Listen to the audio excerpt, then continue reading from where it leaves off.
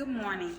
Today I had the opportunity to facilitate a collaborative planning session where I met with one of our new math teachers in the 6th grade to go through lesson planning and looking at the gradual release specifically so that we can look at what items she chose and why she chose those items and to get a little more in depth on the standards. And we also engaged in a deliberate practice so that she got the opportunity to practice before she got in front of students, and we were able to give her feedback, and she was able to reflect and adjust and do deliberate practice again, just so that she can have an opportunity to get better before she gets in front of students. I like the way you asked a lot of probing questions, and I could see that the teacher literally got better on the second practice. What does it mean for them to have to practice in front of you and then go to the students? To practice in front of me, they have to be just like they're in front of the students, bring everything that they're going to do with the students and act just like I'm the student, addressing those misconceptions that students may have. So when they practice in front of me, I'm going to have those misconceptions and ask those probing questions to get them to think more and think about what students really need to master the standard.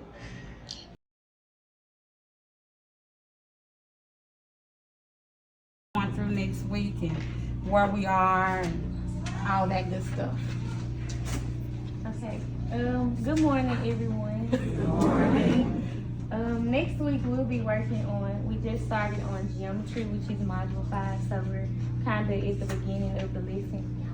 Starting Monday, we'll be working on the area of polygons through composition and decomposition.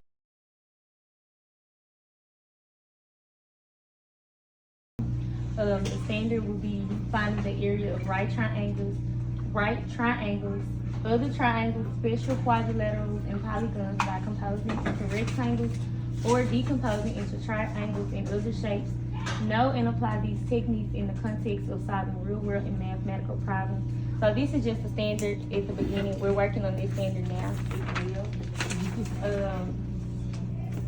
Can you move down for me? I will. Question 2 says, what mathematical concepts are embedded in the state standard? So students will need to understand that area is the number of squares needed to cover a plane figure. Understanding the formula for the area of a rectangle in relationship to its measures. It's a lot of understanding. Yes, a lot of understanding. I was going to stop you right there. Yeah, so they just need to make sure they understand it coming from the lesson. Okay. So what I want to focus on, I'm going to scroll down to your number 6. Okay. Okay? And I want to look at what you chose within the lesson. And then we're going to go back up, okay? And why you chose it. So with that lesson for Monday, I see that you chose the opening exercise at the beginning of class. Is that going to be like a whole group type section? So usually my opening exercises are independent work because it's stuff that they should already know. Mm-hmm. So the opening exercise will be about 3 to 4 minutes for them to look at the information that they already know, and then we'll go over it as a class. Okay. As they're doing the opening exercise, I usually walk around to make sure everyone is doing it, or if they do know it or not, just to see if any misconceptions are there from the opening exercise. Okay. So looking at this lesson, this is a lot. Yes, This lesson is a lot. And we didn't do so hot on our TCAP 6th grade overall last year on this particular standard. I believe we got about 30% of the students got this right, and it directly matches with standard 4 as well. So, and then it translates to 7th grade. So we need to have a strong foundation with this procedural standard. So I'm looking at the opening exercise, and it has missing length problem. So have they had an opportunity to look at any geometry with find and missing links? We have not. We Okay. have not went over any geometry problems finding the missing links. So let's go back.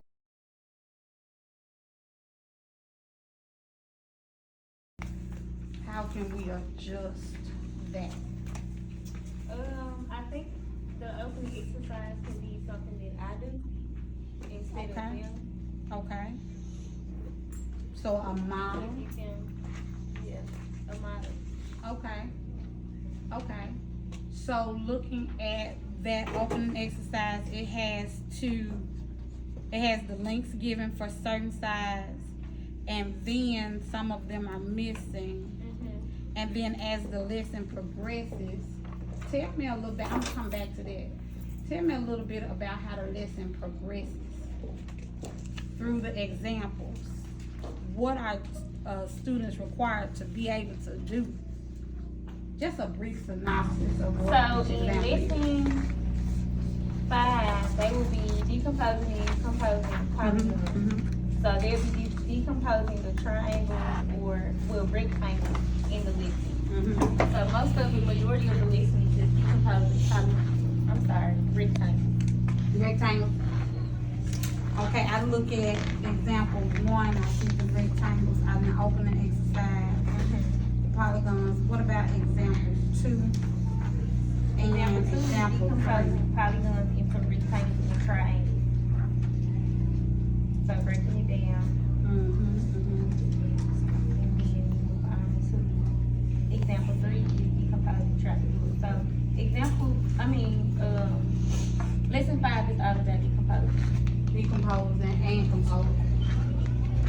Okay, so I see that you selected the ID for example 1A, and then you were gonna do a check for understanding for 1B. Tell me the difference in 1A and 1B, and if you think that that's a mirror of each other.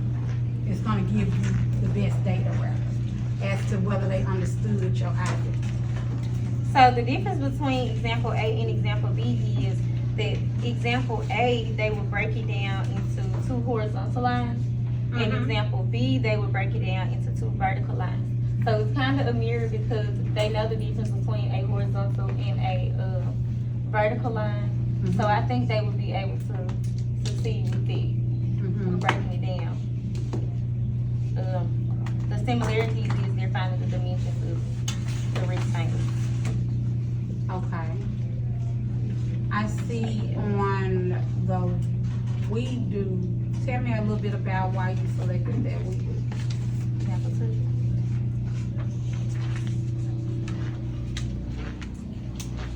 And does it mirror example 1? Because let's remember, when we go through our model, when they go to the we do, it should be something that we've modeled for them. Right. And so we can release some of that responsibility to the student for most of it. So is that, look at example 1 and look at example 2. Okay.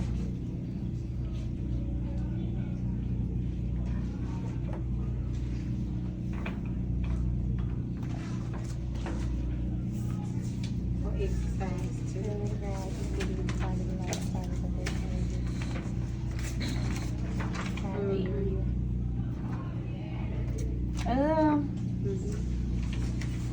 I'm looking at the Does it the mirror? 2.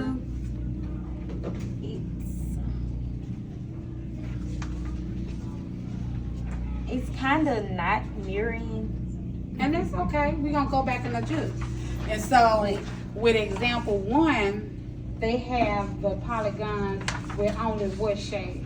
The rectangles. And then when they go to example 2, they have them with With what? the rectangles and the triangles. Mm-hmm. And with the, example 3 goes to trapezoids, right? Mm-hmm. And so in this Eureka lesson, even though they have the examples 1, 2, and 3, we can modify and adjust this lesson so that we can make sure that our students understand, right? Mhm. So there may be a time where we have to go to an I do, a check for understanding, Mhm. a back to an I do, a Mhm. check for understanding, back to an I do, to a check for understanding before we get to that we do, right? So do you think we lesson 5 it will consist of a lot of I do's instead of doing it together, because a lot of lesson 5 is not mirroring off of each other. Mm-hmm. I'm noticing it. So it'll be me kind of modeling each one before they're doing it on their own. Mm-hmm. And this is a procedural standard. Yes. So they need to practice. Yes. This is a procedure standard. So with example, look at your opening exercise for me. Okay. Go back to that. And then look at example 1 and compare them. Okay. Just looking at the models, not necessarily what they're asking you to do Mhm. with that opening exercise, but looking at the models. Can we adjust that opening exercise to model for example 1? And if so, how? Because opening exercise, you're only finding the links, right? Right. And then with example 1, you also have to find the what? The area. The area. Mhm. And so the students have to find the links, then they have to find the area of each particular polygon, right? Mhm. So how could you adjust the opening exercise to be an I do and then a make The example 1 to be a CFU? the CFU. Mm-hmm. Or the discussion to be a CFU.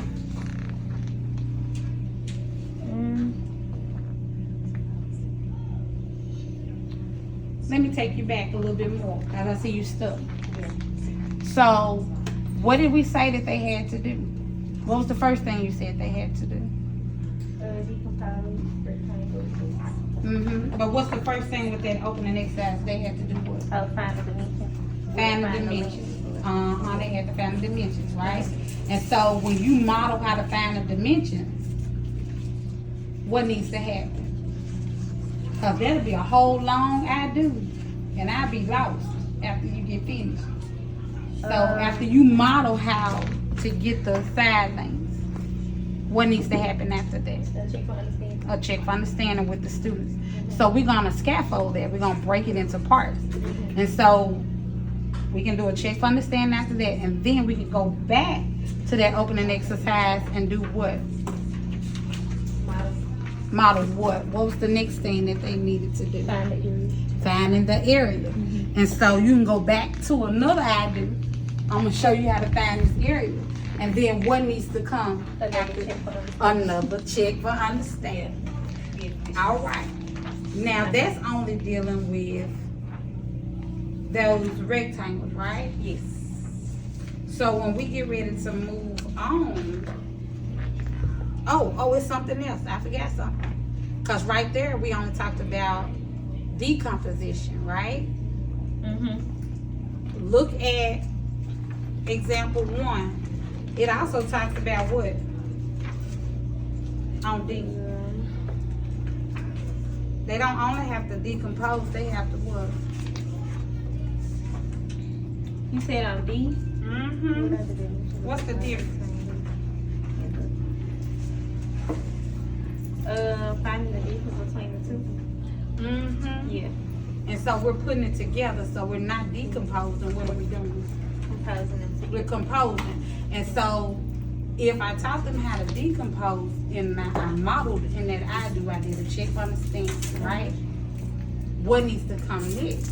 I need to model how to compose. How to compose, and then what comes after that? A check for understanding. There we go. Okay. And so every time you model, I need it's a check. for understanding. It's a check, and you need at least 80% of your kids, right? Mm-hmm. So model, check.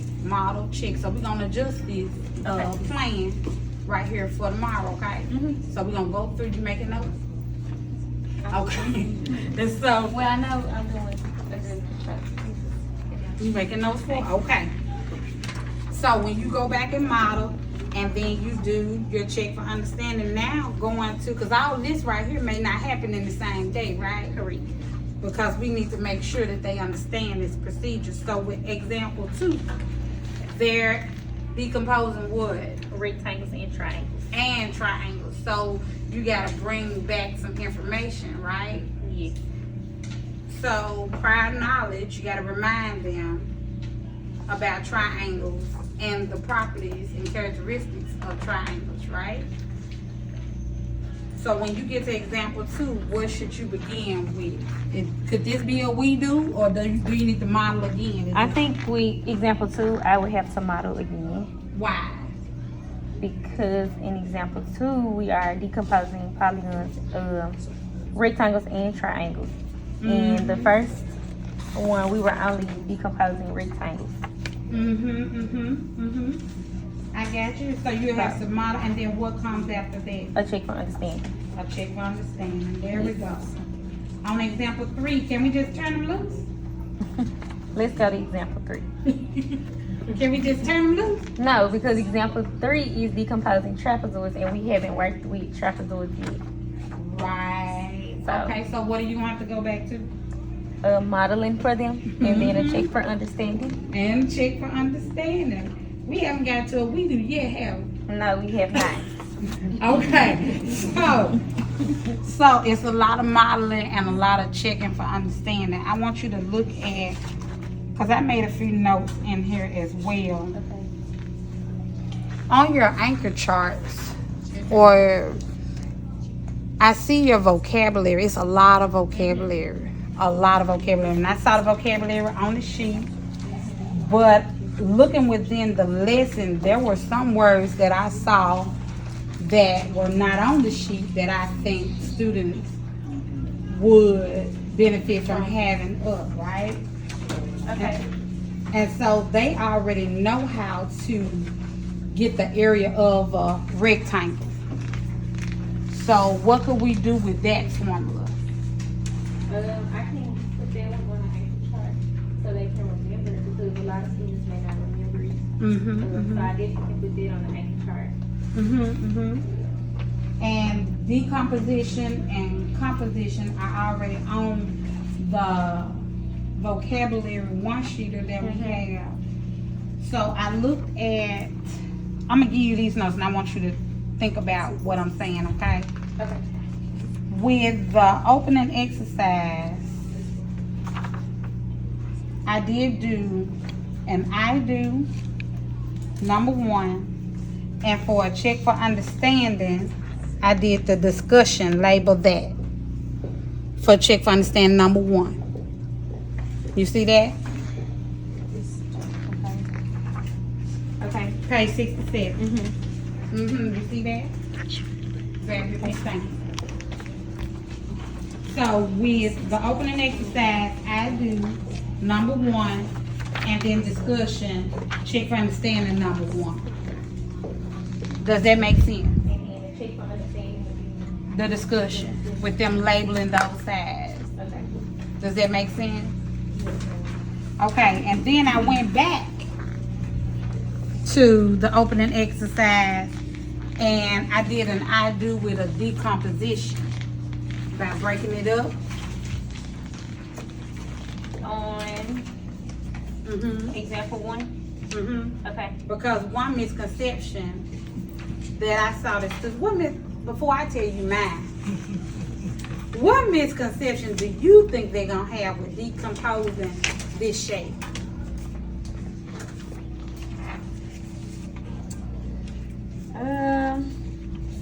Looking at, I don't know, You don't know? decomposing the rectangle. What that shape look like? So, let's say I got this shape, and they trying to decompose it. Oh, so maybe like where to draw the line, because one of these says they have to divide it into 3 rectangles using two horizontal lines. So maybe just figuring out where to draw the line in order to make sure it's equal. Exactly. So that was my misconception, because Okay. I might have somebody down here. Can we draw a line down here? No, you cannot. I cannot. So I will have to decompose right here, right?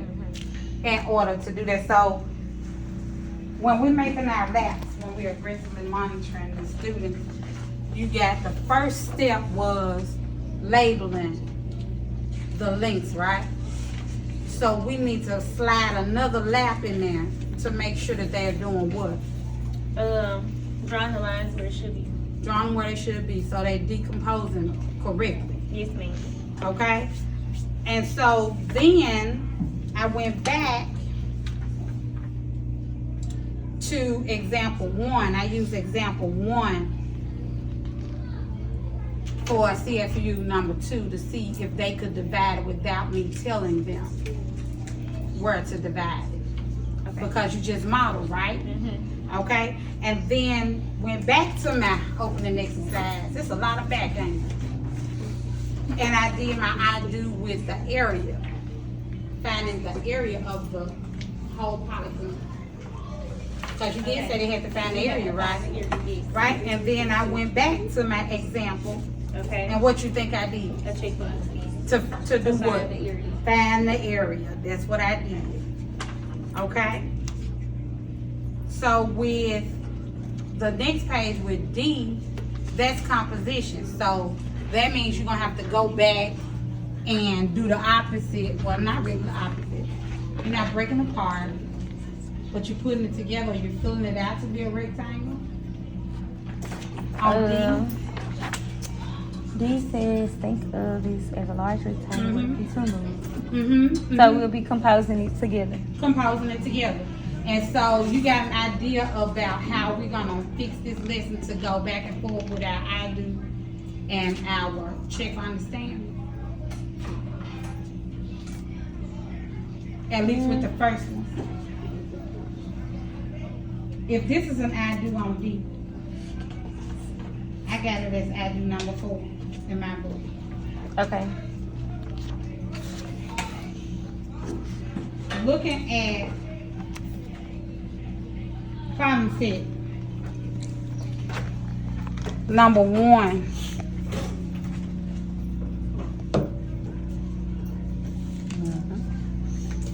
Can we compose that? Problem set number 1, page 76. Can we compose that? Fill it out to be a full rectangle. We can. We can. So that can be a check for understanding number 4. Okay? And so I'm gonna stop right there with that on you. And what was your model supposed to be today? The opening exercise. Because you're supposed to model today. So what I want you to do, because we're gonna pick some more up on this tomorrow in our other collaborative. We're gonna go through and allow you to model that opening exercise. How many I-dos did you have for that? 4. Okay. And so being very intentional about what you're modeling for us, and then giving us our check for understanding. Okay? All right, you ready? No. I put the standard up there and the PBO, so you don't have to go through none of this. Okay. And so you're gonna go straight to the model, and remember to let us know what we're supposed to be doing during the model. So we will. All right, class. I am going to model the opening exercise for you guys. I really don't want you guys to write anything down just yet. I just need you guys to pay attention as I model it. So the opening exercise states, here's an aerial view of a wood lot. Okay, so they gave me a picture on the side, and it says if AB is 10 units, so I'm gonna go ahead and put 10 units at the top of A to B and say B. So if A to B is 10 units, so that means from A to B, this is 10 units in all. F to E is 8 units. So right here, I have 8 units. A to F is 6 units. So right here I have 6 units. And D to E is 7 units. So from here to here it is 7 units. Find the lengths of the other two sides. All right, so let me see. I am finding the lengths of the other two sides. So that means they're telling me I'm finding the lengths of B to C and D to C. So this one right here is a question mark, and this side right here is a question mark. All right. So now I'm noticing that from A to B, that is 10 units. All right. So that means from F to here, it should be 10 units. So from here to here is 10 units. But from F to E, it is 8 units. So that means I should subtract 10 and 8, because this will equal out, if I had a line from F to E, well, F to the end, and that will equal out to 10 units. But F to E equals out to 8 units. So that means I need to subtract 10 and 8 to get what D to C is. So let's see, 10 minus 8, it gives me 2. So that means D to C is 2 units.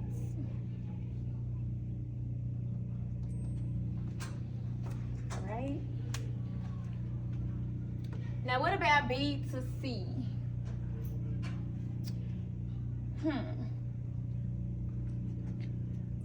So A to F is 6 units. And then let me erase this and get it out the way. A to F is 6 units. So that means if I connect this all the way down, it will equal out. So that means A to F is 6 units, and then E to D is 7 units. And this connects with that. So that means I need to add 6 and 7.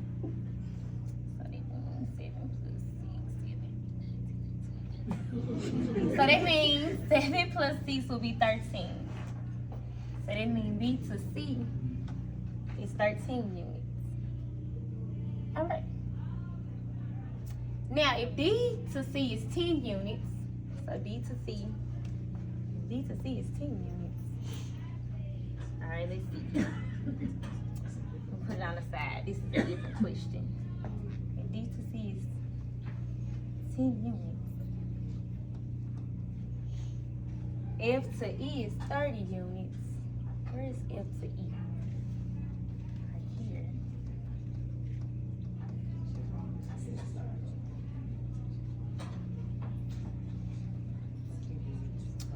A to F is 28 units. So that means, well, it looks like it's a lot of stuff going on. So let me stop right here. Do we all understand the beginning of the problem? Yes. Do we understand why we got 2 units and 13 units? Yes. Are we sure? Yes. Okay. Can I pick on someone? No? How did I get 2 units for D to C? How did I get 2 units? You subtract. I subtracted. 10 to 8. Okay. What about 13 units? How did I get 13 from B to C? 6 plus 7. All right. All right. Now I can move on to the other one, because it's a lot of stuff going on in the modeling process. So I'm gonna move on to the next one. I just wanted to make sure you guys understood how I got the first one. Stop. Okay. So we're gonna take 2 minutes to jot down our glow and our grow for her.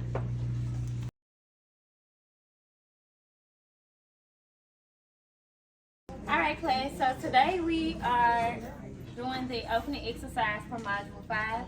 I will be doing the I do for you guys. During the I do, I just want you guys to pay attention to what I'm doing, so you will be able to understand a little more. All right, so here I have, it says, here's an aerial view of a wood lot. If AB equals 10 units, So I'm gonna go ahead and write 10 units where A to B is.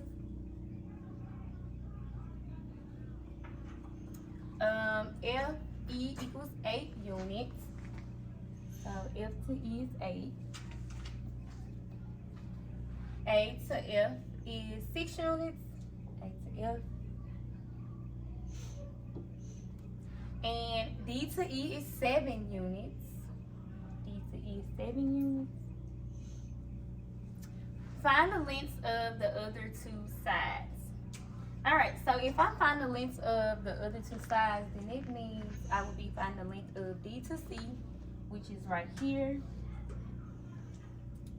and B to C, which is right here. Alright, so now, let's see. I'm noticing that from A to B, it is 10 units. Alright, so A to B is 10 units. And then I'm looking for, A to B is 10 units, and then F to E is 8 units. So I'm looking for this area right here. Alright, so I know that means I'm gonna add something. Alright, so let's see. I know that if I do an expression A plus B equals C, am I gonna add? Or am I gonna subtract? So let's see. Or A minus B equals C. Alright, so let's see. If I add 10 plus 8, let's see. That will equal 18. Well, that doesn't look correct, so I'm gonna subtract the 10 minus 8 equals 2. All right, so that looks more correct than 18. So I'm gonna go with 2 units right here. Now, what about B to C?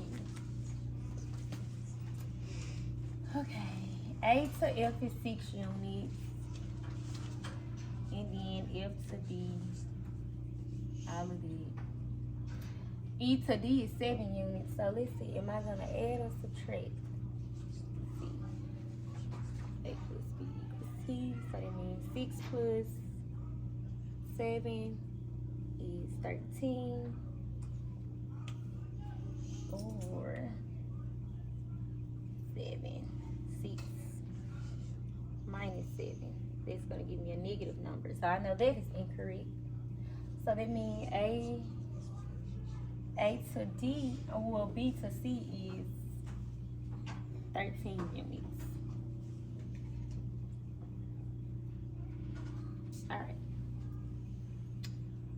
So, can someone tell me how I got 2 units for D to C and 13 units for B to C? What did I do for to get D to C? You subtracted I subtracted. A Okay. from B. A from B, which was 10 units minus 8 units. 10 units minus 8 units. What about to get B to C? To get B and C. What did I do there? Added 7 and 6. All right, good.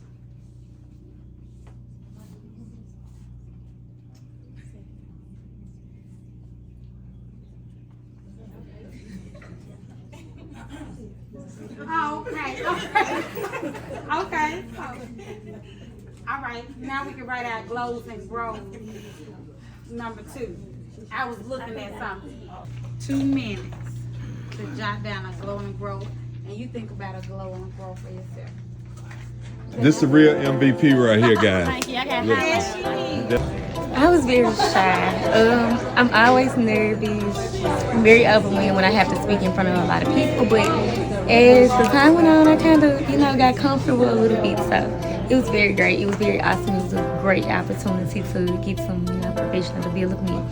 So I'm very proud that I actually did it. Awesome. And let me tell you, you were so much smoother the second time. Thank you for what you're doing. Your future is so bright, I need to put on sunglasses. Thank you.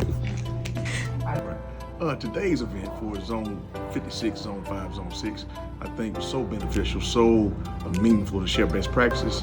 We looked at collaborative dialogue, collaborative responsibility, and again, just making sure that the PLC coaches know the process, know how to coach, know how to mentor, know how to model, break down the processes for understanding, even with first-year teachers and veteran teachers.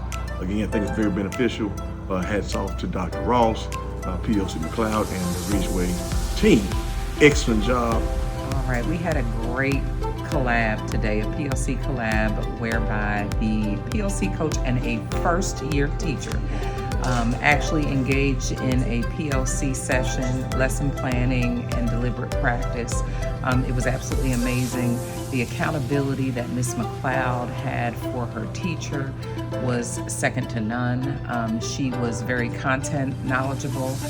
She had annotated her text, and she really just helped this new teacher, first-year teacher who hadn't even been here for a whole year, just really helped her understand the content and understand how to better engage her students. Fantastic job to both Miss McLeod and her first-year teacher. I'm super excited about what's happening at Ridgeway.